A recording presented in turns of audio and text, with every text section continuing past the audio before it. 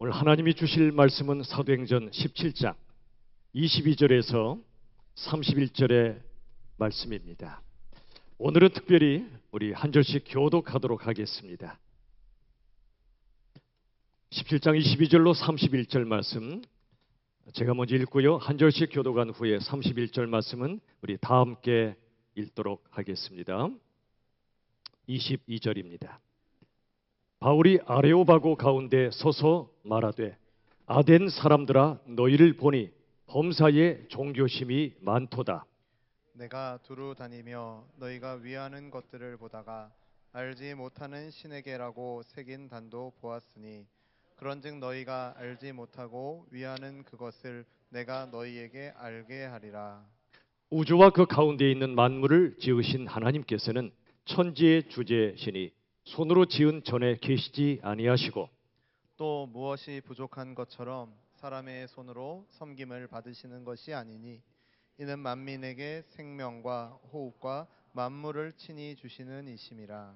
인류의 모든 족속을 한 혈통으로 만드사 온 땅에 살게 하시고 그들의 연대를 정하시며 거주의 경계를 한정하셨으니 이는 사람으로 혹 하나님을 더듬어 찾아 발견하게 하려 하심이로되 그는 우리 각 사람에게서 멀리 계시지 아니하도다. 우리가 그를 힘입어 살며 기동하며 존재하느니라. 너희 시인 중 어떤 사람들의 말과 같이 우리가 그의 소생이라 하니 이와 같이 하나님의 소생이 되었은즉 하나님을 금이나 은이나 돌에다 사람의 기술과 고안으로 새긴 것들과 같이 여길 것이 아니니라. 알지 못하던 시대에는 하나님이 간과하셨거니와 이제는 어디든지 사람에게 다 명하사 회개하라 하셨으니 이는 정하신 사람으로 하여금 천하를 공의로 심판할 날을 작정하시고 이에 그를 죽은 자 가운데서 다시 살리신 것으로 모든 사람에게 믿을 만한 증거를 주셨음이니라 하니라. 아멘. 오늘은 알지 못하는 신에게 라는 제목의 말씀을 나누도록 하겠습니다. 우리가 사도행전을 보고 있는데 여러분 지도를 한 번 더 보시면 아덴이란 지역이 나옵니다. 그리스의 아테네죠. 지난번에 보았던 베르야란 지역에서 320km 떨어진 고대 그리스의 수도입니다. 여러분이 아덴에는 아주 철학이 번성했죠. 17장 18절의 말씀처럼 에피큐로스 철학자들이 있었습니다. 이 에피큐로스는 쾌락주의자들이었습니다. 또 스토아 철학자들이 있었습니다. 그들은 금욕주의자였습니다. 쾌락주의와 금욕주의 양극단의 철학자들이 그 당시 이 아덴 또 그리스 철학을 주름잡았었습니다. 여러분 쾌락주의와 금욕주의는 하나님의 말씀과는 동떨어진 두 극단입니다.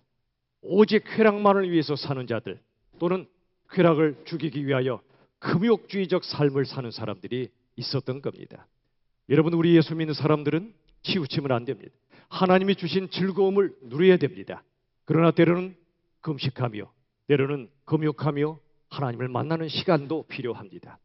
이렇게 극단으로 치우친 그들에게 바울이 너무나 지혜로운 방법으로 복음을 전합니다. 여러분 그 당시에 사람들의 상황에 맞게 전도하는 걸 상황화 전도, 상황화 전략이라고 말합니다. 우리도 누군가에게 복음을 전할 때는 그 사람과 뭔가의 접촉점을 잘 찾아야 합니다. 접촉점은 공통의 화제죠. 이런 거죠. 내가 복음 전할 그 사람이 나와 똑같이 자녀가 초등학교 다닌다. 그런데 바로 예수 믿습니까? 바로 들어가기보다는 자녀가 초등학교 다니는군요. 저도 그렇습니다. 화제를 풀어가는 거죠.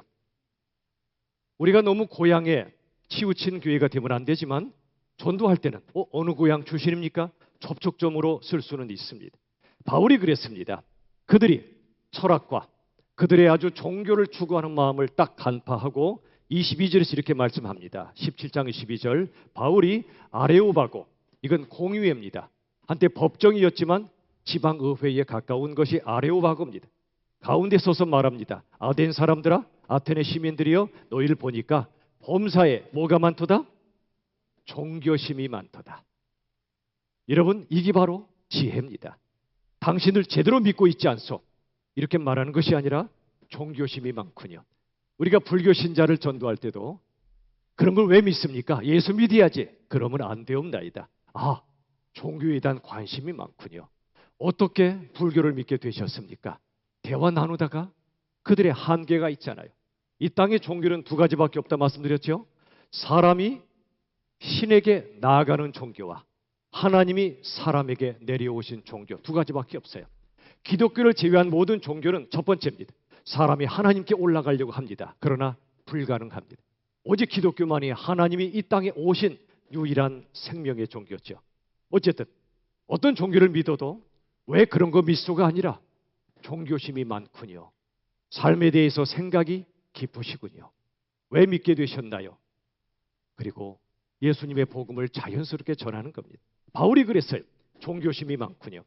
여러분, 특별히 타문화권에 사는 사람들에게 복음을 전할 때는 그들과 나 사이에 공통점을 잘 찾아야 합니다. 그들의 자존심에 상처를 주지 않으면서 예수님을 전할 방법을 찾아가는 것이 귀합니다. 자, 23절 보십시오. 17장 23절.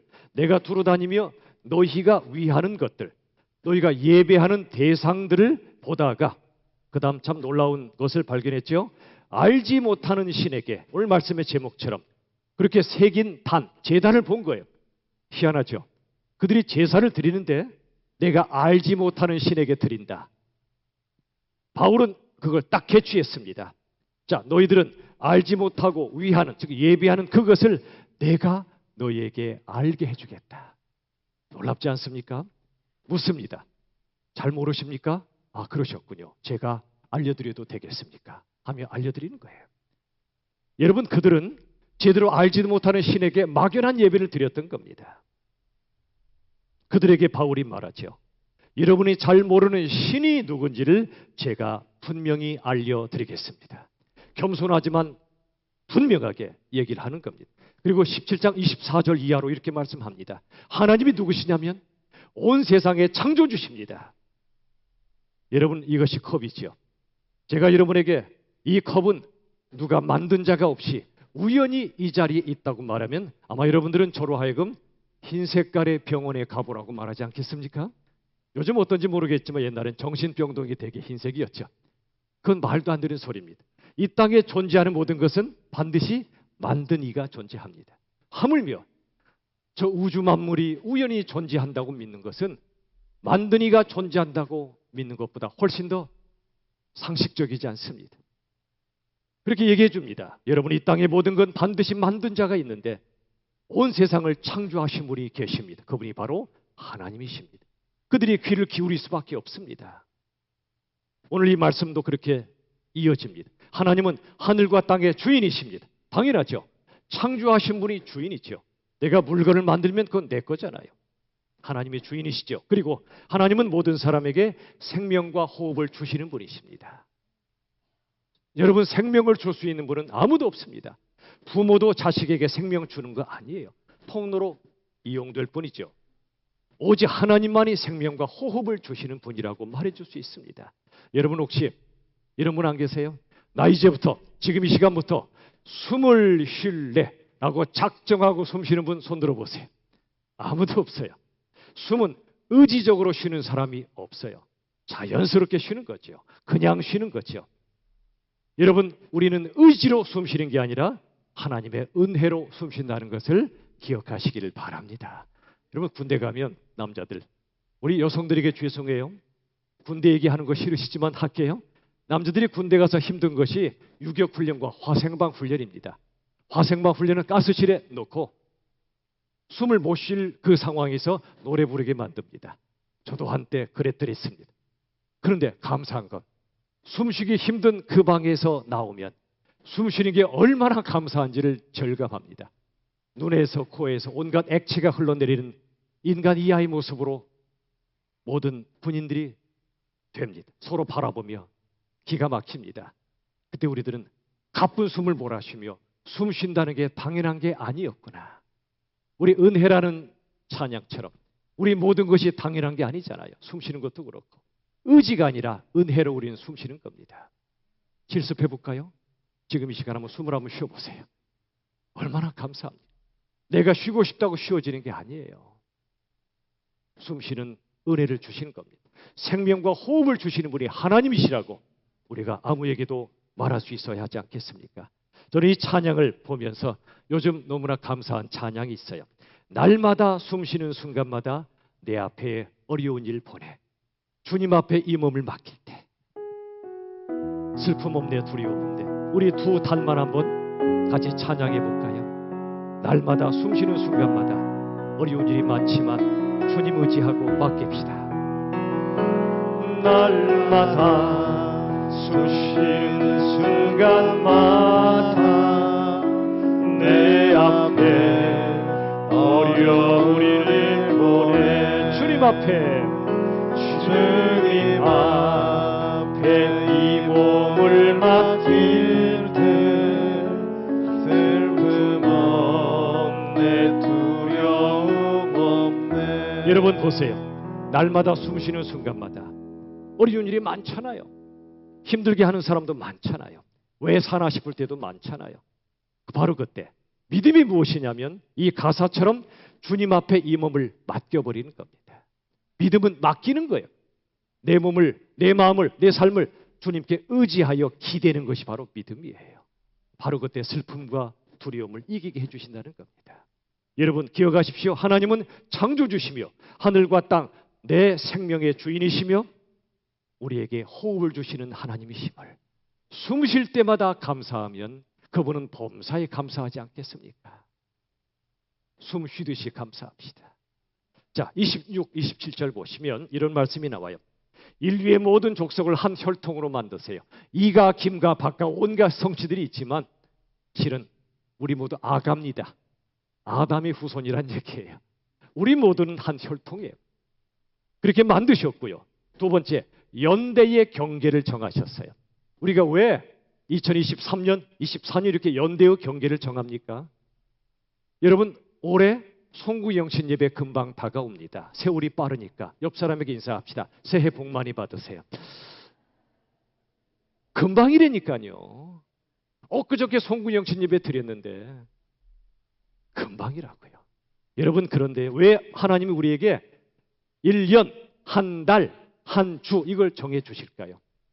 여기 말씀을 잘 보시면 26, 27절에 연대와 모든 거주의 경계를 정하셔서 하나님을 더듬어 찾아 발견케 하시게 하십니다.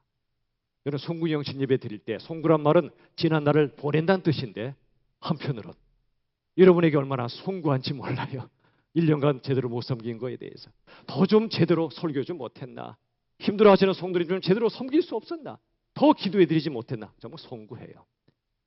여러분 이 한 해 한 해를 지나면서 그리고 매 주일마다 우리가 주일을 지켜서 성수 거룩하게 지키는 이유는 사람은 희한해요. 한 주란 단위가 기가 막혀요. 하나님이 6일간 창조하시고 7일째는 안식을 창조하셨어요.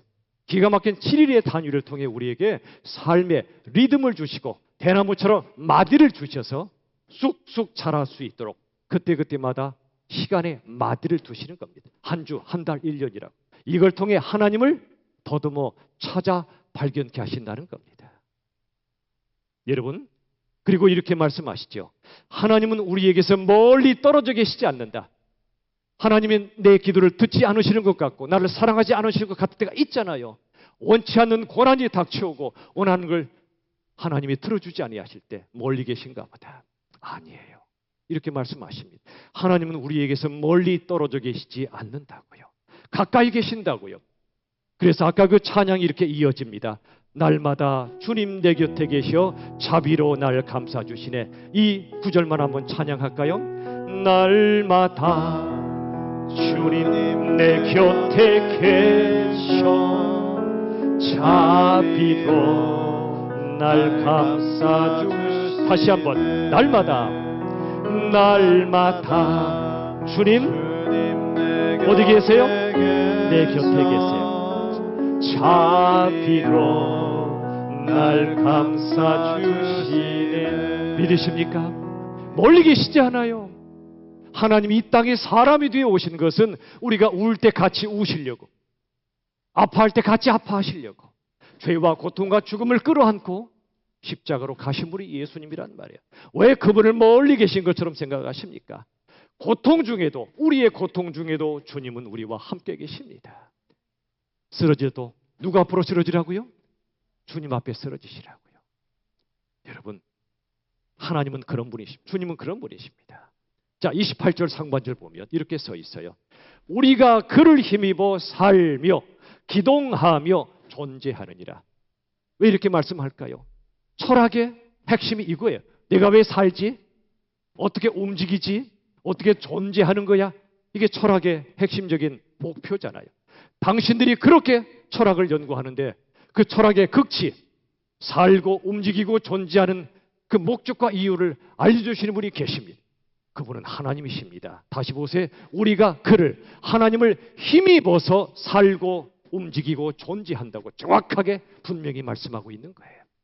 여러분, 아테네에 신들이 있었거든요. 수많은 신들을 그들이 믿었는데요. 세상 신들의 특징이 있어요. 뭐냐면 이기적이에요.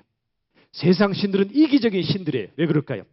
우리가 그 신을 섬겨주면 헌금도 드리고 하나님 앞에 그들이 믿는 그 신 앞에 내가 뭔가 드리면 그 신이 그 대가로 우리에게 복을 주신다. 그렇게 믿는 거예요. 그러니 불안하죠. 내가 제대로 그 신을 못 섬기면 내게 복을 안 주시겠다라는 불안감이 있는 거예요. 아테네의 신들이 그랬어요. 우리 하나님은 달라요. 우리가 섬겨야 복을 주시는 분이 아니고요.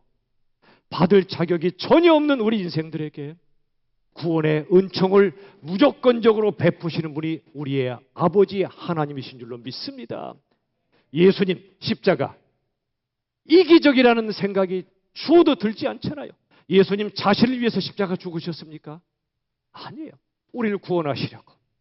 죄의 덩어리, 고난 덩어리로 사는 우리들, 죽음 앞에 두려워 떠는 우리 인생들을 구원하시려고 대신 죽으셔서 죄, 고통, 죽음의 문제를 해결하셨잖아요.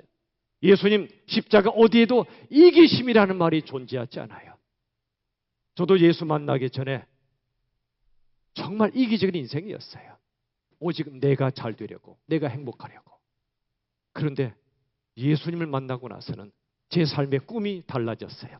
이제는 제가 잘 되는 게 꿈이었는데 다 그렇지 않습니까? 그런데 예수님 만나고 나서는 제가 사랑하는 사람들이 잘 되시는 게 저의 꿈이 되었어요. 지금도 이기심이 때로 올라오지만 그때마다 칩니다. 말씀으로 칩니다. 제가 사랑하는 이들이 잘 되는 게 제 꿈이 되었습니다. 제가 여러분을 사랑함으로 여러분이 잘 되시는 게 제 꿈입니다. 제 꿈을 이루어 주시겠습니까? 싫으세요? 여러분이 잘 되는 게 제 꿈이에요. 예수 만나고 나서 제가 뒤집어진 거예요. 여러분도 그러실 줄 알아요. 세상 신들은 이기적인 신이고요. 세상의 정신은 이기심입니다. 오직 나를 위해서만 존재합니다. 이기심 자체가 나쁜 건 아니에요. 이로울 이 몸기, 내가 잘 되도록 내 몸이 이롭도록 하는 건 그건 나쁜 거 아니에요. 이기심은 괜찮지만 이기주의가 나쁜 거예요. 몸을 잘 돌보세요. 건강 잘 챙기세요. 그건 이기심, 그건 나쁜 거 아니에요. 문제는 이기주의가 나쁜 거예요. 오직 나만 잘 되겠다. 다른 사람 어떻게 살든 상관없다. 이게 잘못된 거지. 어쨌든 세상 신은 이기적인 이기주의에 빠진 신이에요. 하나님은 그렇지 않으세요. 세상 종교는요, 잘 들어보세요. 사람이 신을 먹여 살려야 됩니다. 계속 제사 음식 갖다 바치듯이 신을 먹여 살려야 돼요. 근데 우리 하나님은, 우리 기독교는 하나님이 우리를 먹여 살리십니다. 일용할 양식을 주시는 거예요. 우리는 일용할 양식, 일용할 은혜로 사는 겁니다. 저를 따라 합시다. 일용할 은혜로 살자. 매일 하나님이 광야에서 만나를 내려주심으로 그들이 살게 하신 것처럼 나도 당신도 배고프지 않게 함께 먹고 살도록 일용할 양식을 주신, 그건 일용할 은혜를 주신다는 겁니다. 매일 말씀을 묵상하고 기도하는 이유는 그때마다 일용할 은혜를 우리에게 부어주시는 거예요.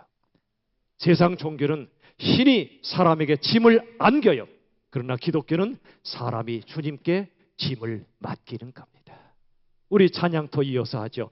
주님 앞에 이 몸을 맡길 때 힘 주시네 위로함 주네. 어린 나를 중에 안으시사 항상 편안함 주시도다. 내가 살아 숨을 쉬는 내가 살아 살아 숨을 쉬는 뭐 한다고 약속하셔요? 살피신다 약속하셨네. 이 약속 믿으십니까? 다시 가사 보세요. 주님 앞 이 몸을 맡겨버리자고요. 맡겨버리자. 믿음은 하나님께 인생의 짐을 던지는 겁니다. 맡기는 겁니다. 왜 쥐고 사십니까? 왜 끌어안고 사십니까? 맡길 때 힘 주세요. 위로함을 주세요. 어린 나, 우리 다 어리잖아요, 솔직히. 나이가 많아도 어린아이의 마음이 항상 있어요. 좋은 면에서는 안 좋은 면에서는. 그런 우리들을 품에 안아주세요. 항상 편안함을 주세요. 내가 살아 숨을 쉬는 동안 뭐 하신다 약속하셨다고요? 살피신다. 살피신다. 자, 28절 하반절 29절 보세요. 바울이 계속 말합니다. 너희 시인 중 어떤 사람들의 말과 같이, 이 시인이 누구냐면 아라투스란 시인이에요. 그리스의 시인이자 스토아학파의 저술가인데 아라투스가 이렇게 말해요. 우리가 그의 소생이라. 여기 그는 제우스 신을 가리켜요. 아라투스 왈. 우리는 제우스 신의 잔이라고 말합니다. 이걸 딱 따서 바울이 말합니다. 당신들은 제우스 신의 잔이라고 말하지만 실은 우리들은 하나님의 소생이라. 하나님의 자녀라. 그리고 이어서 말합니다. 하나님을 금, 은, 돌이다. 그 다음에 새긴 것 같이 여길 것이 아니니라. 한마디로 우상 숭배하지 말라는 겁니다. 하나님을 금은 동에 새기거나 하나님을 무언가에 가둬두지 말라. 하나님은 그런 분이 아니라고 이야기합니다. 오늘 여러분에게 우상 숭배에 대해서 잠깐 말씀을 드리려고 합니다. 하나님이 가장 싫어하시는 게 우상 숭배인데 우상이 뭘까요? 하나님보다 더 사랑하는 게 우상이 있죠. 맞아요. 이렇게 표현하면 좋겠어요. 내가 못 벗어나는 무언가 있죠. 그게 우상이에요. 여러분은 무언가에 또는 어딘가에 또는 누군가에 못 벗어나는 그게 있으십니까? 그게 우상이에요. 어떤 사람은 돈에서 못 벗어나요. 돈은 가치입니다. 나쁜 거 아니에요. 정직하게 땀 흘려 버세요. 멋지게 쓰세요. 그런데 문제는 물질에 대한 탐욕 우상에 꽉 차 있으면 그것은 우상이 된다는 겁니다. 또 사람이 우상이 되기도 하고요. 특별히 자식이 우상이 될 때가 많아요. 내가 못 벗어나는 그 무엇이 우상이란 말이에요. 너무나 많은 분들이 사람이나 자식 우상에 매여 삽니다. 자식을 사랑하는 건 당연하죠. 어떻게 사랑 안 할 수 있어요. 그런데 그 자식에서 못 벗어나시면 그건 우상이 됩니다. 여러분 자식을 사랑하시되 여러분이 자식 책임 못 져요. 하나님께 맡기셔야 돼요. 말씀으로 가르치고 기도해주고 사랑을 베풀어 주시되 그들은 우리 것이 아니에요. 하나님 거예요. 내가 못 벗어나는 우상이 되면 안 돼요. 자식이 말이지요. 또 어떤 분, 아니 대부분의 사람들은 자기 자신이라는 우상에 빠져 살아요. 자기 자신. 재밌지 않아요? 신이란 말이에요. 신처럼 그렇게 살아요. 자기 안에 갇힌 인생 너무나 많아요. 상처받는 것은 내가 내 안에 갇혀있기 때문에 그래요. 내가 죽으면 상처받을 나도 죽는 건데 내가 왜 부드득하며 자꾸 분노하고 상처를 받냐면 내가 시퍼렇게 살아있기 때문에 그래요. 나를 떠나면 두루두루 자유한데 나를 못 떠나는 거예요. 자기 안에 갇힌 인생들, 내가 우상입니다. 놀라운 건 내 교회도 우상이 될 수 있다는 사실이에요. 우리 교회라는 우상에 빠지기 쉬워요. 우리 교회는 소중히 여겨야 됩니다. 여러분 우리 교회에 기도하고 계십니까? 아멘? 기도 안 하시나 봐요? 해주셔야 돼요. 이 교회 머리는 예수님이시고요. 우리가 잘하면 예수님이 칭찬 들으시고 우리가 못하면 예수님이 욕먹으세요. 교회에 기도하셔야 돼요. 미적교회는 인간의 조직이 아니에요. 예수님의 공동체인데 기도 하나면 안 돼요. 그런데 우리 교회만 위해서 기도하시면 안 돼요. 이웃교회가 어떻게 되든 말든 그게 아니고요. 여러분 최근에 한국교회 신뢰도가 땅에 추락한 이유를 어떤 분이 조사했는데 1위가 뭐냐면 교회의 이기주의였대요. 이기주의. 세상 신도 이기적 신이라고 그랬죠. 교회가 왜 욕먹냐면 1위가 이기주의 때문이에요. 우리 교회만 다른 교회가 어떻게 되든 말든 세상이 어떻게 되든 말든 우리만 하겠다고 하는 겁니다. 여러분 오해하지 마십시오. 코로나가 시작될 때 이런 이야기를 많이 나눴어요. 만약 세상이 우리 보고 예배 드리지 마라 칼을 들이대면 핍박하면 목숨 걸고 예배 드려야 돼요. 목숨 걸고. 반대로 우리가 예배 드리는 행위가 세상에게 칼이 되면 그때는 온라인으로 예배 드릴 수 있다고 그랬어요. 우리의 예배 행위가 세상에게 칼이 되는, 그래도 우리가 무조건 하겠다. 이것은 이기심이란 말, 이기심이란 말. 이걸 구별을 잘 하셔야 돼요. 그러나 지금은 달라요. 지금은 세상이 핍박하지 않아요. 마음껏 예배 드릴 수 있어요. 그런데 우리의 게으름 때문에 영상에 익숙해져서 이 자리에 안 나오면 안 됩니다.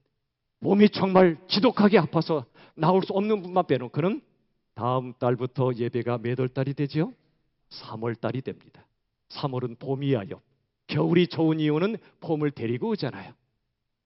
겨울이 고맙잖아. 이제는 빈자리 채워주세요. 다 나오세요. 여러분, 우리가 깊이 기도할 게 뭐냐면 우리 교회라는 우상에 빠지면 안 돼요. 세상을 위하여 기도해야 되고요. 교회가 존재하는 이유는 세상의 빛과 소금이 되라고 존재하는 거예요. 이 땅의 모든 조직 가운데 교회만 특징이 있어요. 그건 이 교회는 그 회원을 위해서 존재하지 않고요. 회원 바깥에 세상에 고난받는 영혼들을 위해 존재하는 유일한 공동체가 교회예요. 세상의 클럽, 라이온스 클럽, 로타리 클럽, 모든 클럽과 모임은 회원들을 위해 존재해요. 오직. 그러나 교회는 그게 아니에요. 성경이 말씀하는 교회는 이기적 공동체가 돼서는 안 돼요.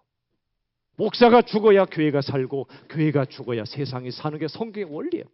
목사가 안 죽으니까 교회가 죽고 교회가 안 죽으니까 세상이 죽어 나가는 거예요. 여러분, 교회 이기심으로 우리가 살아서는 안 돼요. 7년 전에 하늘비전교회가 분리개척될 때 이제 8년 됐나요? 우리 교단의 어느 목사님이 이런 말씀 하시는 거예요. 다가오시더니 저는 한 번도 분리개척 얘기를 개인적으로 꺼낸 적이 없어요. 분리개척은 우리의 자랑거리가 아니에요. 자랑할 일이 아니란 말, 우리에게 축복입니다. 고인물이 썩는데 고이지 않도록 흘러가게 하니 분립된 교회 때문에 우리가 살아있는 거예요.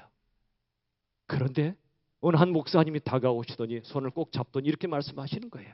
이 목사, 또 하나의 교회를 분립해서 세우는 것은 당신의 교회가, 당신이 섬기는 교회가 1000명이 되고 10,000명이 되는 것보다 훨씬 더 귀한 일입니다. 진심으로 얘기를 하시더라고요.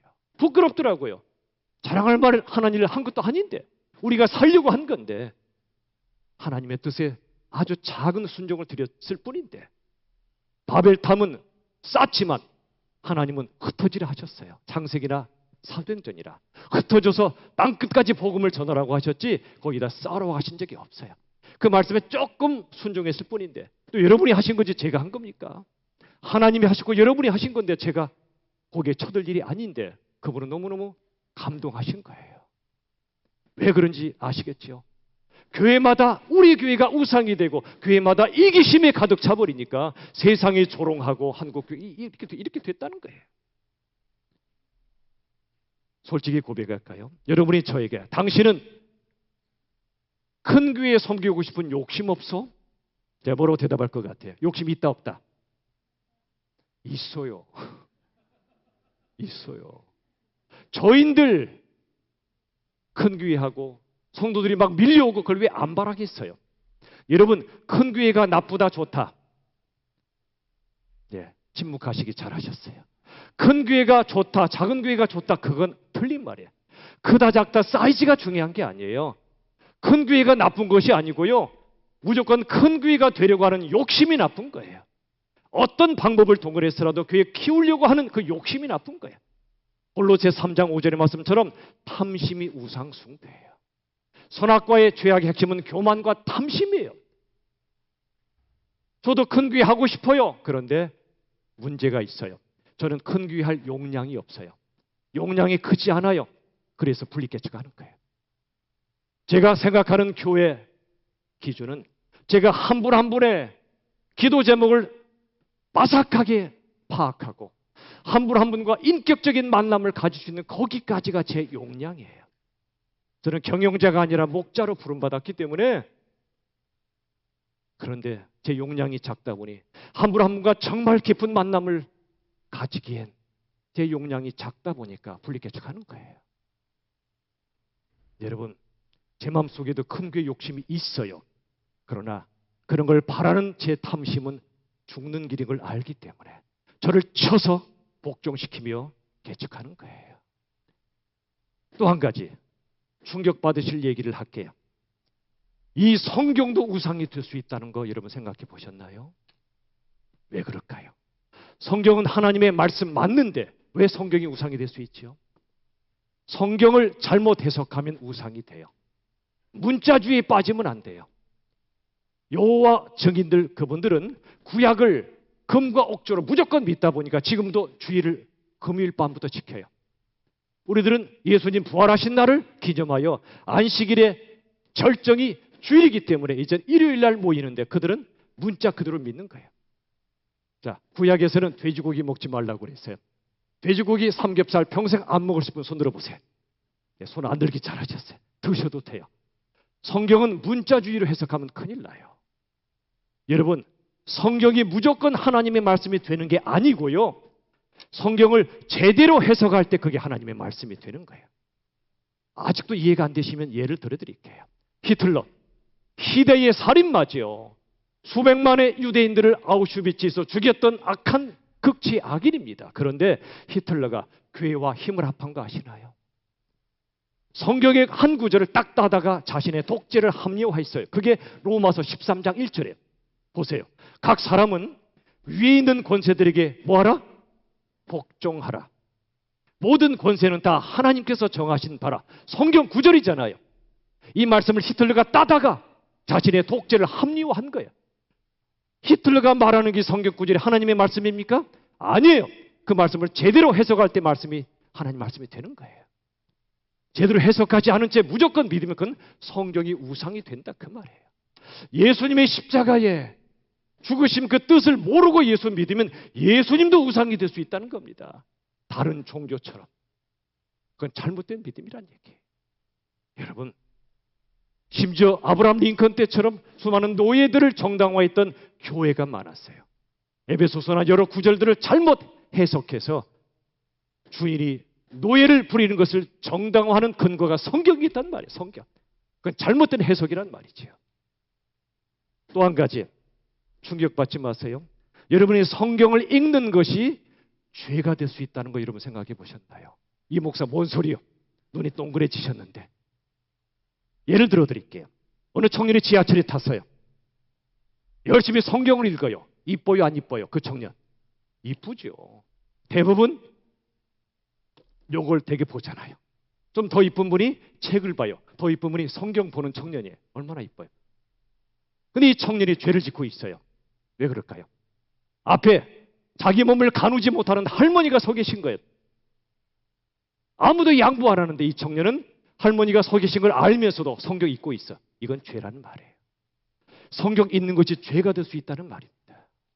성경의 정신이 뭐죠? 율법의 정신은 사랑이라고 그랬어요. 하나님 그리고 이웃을. 성경 왜 열심히 읽지요? 사랑의 사람이 되려고 읽는 건데 성경 읽는 행위 자체가 우상이 되면 앞에 누가 죽어나가도 나는 성경 읽을래. 이게 죄란 말입니다. 여러분 우상이 뭔가 깊이 생각하셔야 됩니다. 우린 겉모습으로 판단하죠. 훌륭해 안 훌륭해. 아니란 말이에요.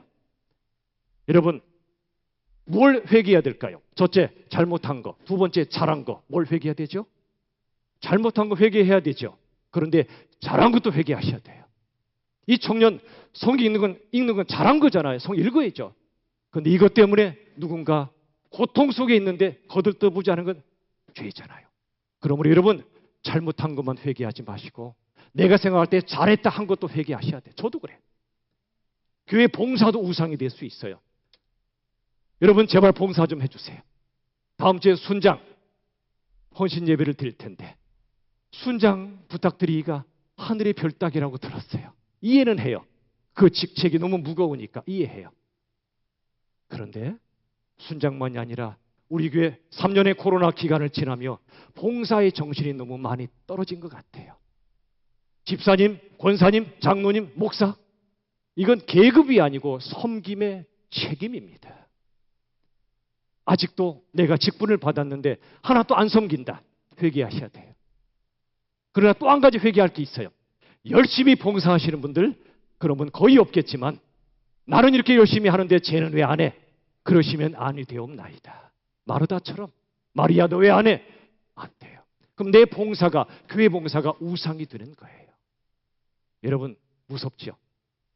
잘못한 것만이 아니라 내가 잘한 것도 회개한. 우리가 죄 덩어리라 그래요. 여러분 하나님께서 바울을 통해 하나님을 우상처럼 섬기지 말라 하신 이 말씀이 우리에게 적용되는 거예요. 다시 말씀드려요. 내가 못 벗어나는 뭔가 또는 누군가가 우상이라는 거. 그게 자식이라고 해도, 더 나아가 성경도, 내 교회도, 우리 교회도 성경 읽는 것조차도 때로 우상이 될 수 있다는 말씀을 하나님이 하시는 거예요. 거꾸로 적용하지 마세요. 우상 숭배 안 할래니? 교회 봉사 안 할래? 성경 안 읽을래? 그러시면 더 아니 되옵나이다. 열심히 봉사하고서 읽으세요. 그러나 그 자체가 목적이 아니라 이걸 통해 내가 하나님을 사랑하고 이웃을 사랑하는가를 보라는 거예요. 30절, 17장 30절. 알지 못하던 시대에는 하나님이 간구하셨대요. 이것도 이제 무서운 말씀이고 중요한 말씀이에요. 하나님을 제대로 알지 못하던 시대, 무지의 시대가 있었어요. 자, 질문, 흔히 하는 질문이죠. 이순신 장군 구원 받았을까? 안 구원 못 받았을까요? 그런 질문 해보신 적 있죠? 대답, 이순신 구원 받았다. 손 들어보세요. 못 받았다. 손 들어보세요. 역시 지혜로우십니다. 그러나 침묵으로 이 상황을 모면할 수는 없습니다. 스스로 대답해 보세요. 힌트는 방금 이 말씀에 있어요. 알지 못하던 시대에는 하나님이 간구하셨다. 눈 감아주셨다. 그냥 지나쳐 주셨다는 겁니다. 그러면 옛날에 복음이 안 들어가고 예수님을 모르고 성경이 없을 때는 다 구원받았다는 얘기입니까? 아니에요. 로마서 2장에 보면 율법을 모르던 시대에는 하나님이 주신 그들의 양심이 있기 때문에 양심으로 율법을 행했다는 말씀이 나와요. 하나님의 기준이 있단 말이에요. 인간의 기준과는 달라요. 이순신 장군이 구원받았나 못 받았나는 몰라요. 저도 여러분도 몰라요. 그런데 구원받았다 함부로 말해도 안 되고 못 받았다 함부로 말해도 안 된다는 거예요. 자, 또 다른 예. 너무나 착한 할머니가 계셨어요. 너무너무 착해요. 다른 사람 섬기는데 최고예요. 그분이 예수를 못 믿었어요. 안 믿었어. 자, 이 할머니 구원 받았을까 못 받았을까요? 좀 전에 이순신 장군 얘기했잖아요. 모른다고 그러세요. 받았다 못 받았다 그러지 마시라는 거예요. 구원은 인간의 영역이 아니에요. 하나님의 영역입니다. 아직 이해가 안 되시면 또 다른 예를 들어드릴게요. 예수님 십자가 달리실 때 좌우편에 강도가 있었죠? 그 중에 어떤 쪽 강도가 구원받았습니까? 우편 강도가 구원받았단 말하죠? 앞에서 보면 우편, 뒤에서 보면 좌편이에요. 우편도 그렇게 중요한 건 아니에요. 중요한 건 뭐죠? 그 강도가 구원받은 건 두 분밖에 몰랐어요. 예수님과 강도 자신밖에 몰랐어요. 조금 전까지 예수님을 저주하던 두 강도 중에 하나였는데 예수님의 모습을 본 거예요. 그가 아버지여 저들의 죄를 용서해달라고 기도하고요. 다 이루었다고 말씀하시고요. 이 모든 걸 그가 봤겠죠. 다 이루었다는 마지막에 하신 말씀이고 나를 기억해달라는 그의 이야기를 듣고 예수님이 오늘 네가 나와 함께 낙원에 있으리라. 여러분 이분이 구원받은 건 아무도 몰라요. 누가 이 사람이 구원받았다고 알겠어요? 생각 안 해요. 그러나 그는 구원받았어요. 누가 구원받았는가 우리가 판단할 수 없다는 얘기예요. 여러분 혹시 여러분 가족 중에 아직 예수 안 믿는 분이 계시고 머지않아 돌아가실 것 같으면 포기하지 마세요. 그분의 숨이 끊어지는 그 순간까지 복음을 전하세요. 마지막까지 살아있는 감각이 청각이라고 그러죠. 말도 못하셔도 기둥을 움직이지 못하셔도 끝까지 복음 전하세요. 귀에다 대고 할머니, 할아버지 예수 믿으세요. 예수님이 지금 찾아가실 거예요. 예수님 붙잡으세요. 예수님 믿으시면 지금이라도 믿으시면 천국 가실 거예요. 하나님이 사랑하세요. 복음을 전하시라고요. 이분 예수 믿었다는 명백한 고백이 없었으니 지옥 간다 함부로 말하지 말라고요. 구원은 하나님께 달려있음을 우리가 할 일은 끝까지 복음 전하는 것인 줄로 믿으시길 바랍니다. 끝까지. 이제 31절 하반절. 그를 죽은 자 가운데서 다시 살리신 것으로 모든 사람에게 믿을 만한 증거를 주셨대요. 믿을 만한 증거를 주시고 우리에게 믿으라고 하세요. 그게 뭐죠? 다시 살리신 거. 부활이란 말이에요. 죽은 자도 부활하는데 우리가 예수님을 믿지 못할 이유가 없다는 얘기예요. 아테네 사람들은요 부활을 경험해 본 적이 없어요. 그들은 이렇게 믿었어요. 사람이 죽으면 영혼이 지하세계로 내려간대. 다시는 돌아올 수 없다고 믿었던 거예요. 부활이 없는 그들에게 죽음은 두려움의 대상일 뿐이에요. 그런 그들에게 바울이 아니요, 죽음은 지하세계로 가는 게 아니라 하나님께서 당신의 나라로 초청하는 거예요. 예수님이 바로 우리를 인도하시는 하나님의 아들이요, 예수님 부활하셨어 라고 선포한 겁니다. 여러분, 죽음은 예수 믿지 않는 자들에겐 두려움일 뿐이지만 예수 믿는 자들에게 죽음은 영원한 천국으로 들어가는 황금의 문인 줄로 믿으시길 바랍니다. 저도 죽음이 조금 두렵긴 해요. 그러나 크게 두렵진 않아요. 왜냐하면 부활신앙과 천국신앙이 있기 때문에. 이제 말씀을 정리하겠습니다. 여러분, 기독교의 진리는요, 상대 진리가 아니라 절대 진리입니다. 이랬다가 저랬다 하는 진리가 아니에요. 절대 진리입니다. 분명한 진리입니다. 한 점과 다른 점 사이에 가장 짧은 거리는 직선 하나밖에 없어요. 타협할 수 없어요. 곡선으로도 하자, 그럴 수 없는 거예요. 진리는 배타적입니다. 그러나 배타주의에 빠지면 안 돼요. 아까 얘기했죠, 이기심 자체가 죄는 아니에요. 나를 위하는 거니까 죄가 아니에요. 그렇지만 이기주의가 나쁘듯이 진리는 배타적인 거예요. 타협할 수 없어요. 그러나 배타성은 나쁜 게 아니라 진리의 특성이지만 배타주의는 나빠요. 예수 믿지 않는 사람은 다 배타적으로 우리가 하면 안 돼요. 누구라도 우리가 품어야 돼요. 누구를 품을 수 있는 길이 뭔지 아십니까? 절대 진리, 분명한 진리를 가진 사람은요, 누구를 만나도 너그럽게 품어요. 왜 서로 싸우냐면 내 속에 복음의 진리가 분명하지 않기 때문에 그래요. 그런데 복음의 진리, 예수님이 나 같은 자도 구원하신 절대 복음의 진리를 아는 사람은요, 누구라도 품을 수 있어요. 절대 진리, 분명한 진리는 그만큼 너그러운 사람으로 만들어줘요. 십자가에서 하나님의 사랑을 확증해 주셨잖아요. 그리고 부활을 통해 하나님의 영생을 확증해 주셨잖아요. 확증된 분명한 진리를 가진 사람은요, 누구라도 품을 수 있어요. 그러니 더 이상 싸울 이유가 없어요. 우리가 이제는 하나님의 진리를 분명히 전해야 됩니다. 태초에 하나님이 천지를 창조하셨습니다. 그리고 모든 사람이 죄를 범해서 하나님의 영광에 이르지 못합니다. 스스로 죄를 해결할 자 없습니다. 예수님만이, 그분의 십자가만이 우리의 죄를 해결하는 유일한 길이십니다. 예수님 말씀하셨습니다. 길이요 진리요 생명이라고. 영어 번역이나 원어를 보면 유일한 길이요, 유일한 진리요, 유일한 생명이라고 말씀하십니다. 이 진리를 분명히 선포해야 되지 않겠습니까? 베드로전서 3장의 말씀처럼 너희 속에 있는 소망에 관한 이유, 살 이유, 복음에 대해 묻는 자가 있거든 대답할 걸 항상 준비하라고 말씀하십니다. 이제 전도폭발 훈련이 시작되는데요, 올해부터는 새롭게 스페셜 과정을 시작합니다. 그동안에 다 외우라고 하니까 못 외우는 분들이 좀 낙심에 빠지는 것이 있었나 봐요. 그래서 이번엔 다 안 외우셔도 돼요. 스페셜 약식 과정을 4주 5주에 걸쳐 합니다. 누구라도 오세요. 그 후에 더 하실 분들은 정식 과정, 다 외우는 과정으로 인도해 드릴 거예요. 왜 이걸 훈련해야 되죠? 누가 나에게 왜 예수 믿냐고 말하면 하나님의 말씀과 복음을 분명히 말할 수 있어야 되지 않겠냐는 거예요. 그래서 훈련하는 겁니다. 이번에 많이 좀 참석하시기 바라요.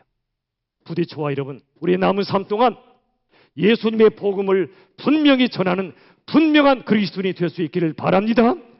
모양이 분명하고 빛깔이 선명한 작은 예수가 되기를 예수님의 이름으로 축원합니다. 핵심 메시지 선포합시다. 첫 번째, 시작. 하나님을 분명히 알자. 두 번째, 분명한 그리스도인이 되자. 다 잊어버려도 돼요. 설교를. 한 가지, 분명한 그리스도인이 될 수 있기를 간절히 바랍니다. 찬양합시다.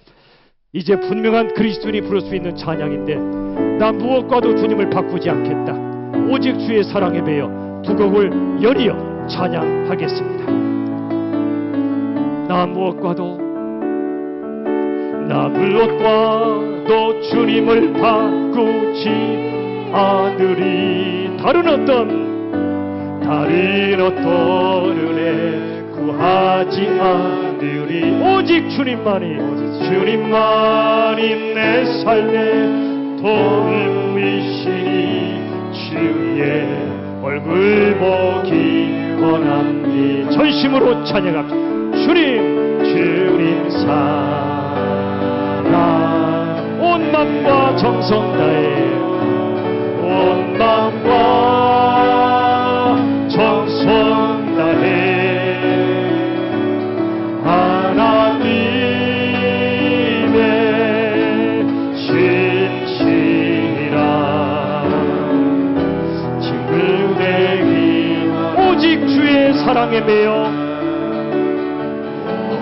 오직 주님의 사랑에만 매입시다. 어디에도 매이지 마세요. 우리 주님의 사랑에 매이면 우리 영이 기뻐 노래합니다. 이 소망의 언덕, 여러분, 세상은 소망을 둘 때가 아니에요. 우리 주님만이 우리의 소망이십니다. 주께 사람들이 오직 주의 임재 안에 갇혀, 예배도 우리의 삶도 주님의 임재 안에 갇혀 사는 것입니다. 그런 사람은 영이 기뻐합니다. 기뻐 찬양합니다. 이 소명의 언덕, 이 소명의 언덕, 거룩한 땅에서 주께, 우리 한번 손 들고 찬양할까요? 주께서 주신 모든 은혜, 주께서 주신 모든, 우리가 숨쉬는 것도 주님의 은혜입니다. 하나님 말할 수 없네. 내 영혼 즐거이 주 따르렵니다. 주께 내 삶 드립니다. 우리 시간에 기도합시다. 두 가지로, 이제 우리 모두가 예수님을 분명히 전하는 분명한 그리스도인이 되도록 기도하고요, 대지진으로 고통받는 튀르키예 시리아, 우리가 특별 언급을 실시합니다. 그 땅에 하나님의 긍휼과 은혜가 임할 수 있도록 우리 다 함께 합심하여 기도합시다. 살아계신 아버지 하나님, 이제는 흐리멍텅한 그리스도인이 되지 않게 하여 주옵소서. 예수님의 말씀과 복음을 희미하게 전하지 않게 하여 주시고, 담대하게 분명하게 예수님을 전하는 분명한 그리스도인이 되게 하여 주시옵소서. 튀르키예, 시리아, 우크라이나, 미얀마, 이 땅의 수많은 땅에 너무나 큰 고통이, 하나님 그 땅에 긍휼을 베풀어 주셔서 우리 예수 믿는 자들이 내 것을 드림으로 그들을 사랑하며 예수님의 사랑과 복음을 전하게 하여 그들이 살아나는 역사를 허락해 주시옵소서. 오직 주님을 바라보며 분명한 그리스도인으로 살게 하여 주시옵소서. 주님을 의지하며 인도하여 주시옵소서. 주님 감사합니다. 그동안 예수 믿은 지 오래되어서도 세상 사람들이 보기에 이 사람 진짜 그리스도인이야, 분명한 그리스도인이라고 우리를 보지 않는다면 너무나 부끄러운 일입니다. 이제는 앞으로 몇 년을 더 살든 하나님을 분명히 만나게 하시고 하나님의 말씀과 예수님의 복음을 분명히 전하는 우리 모두가 되게 하여 주시옵소서. 예수님의 이름으로 기도합니다. 아멘.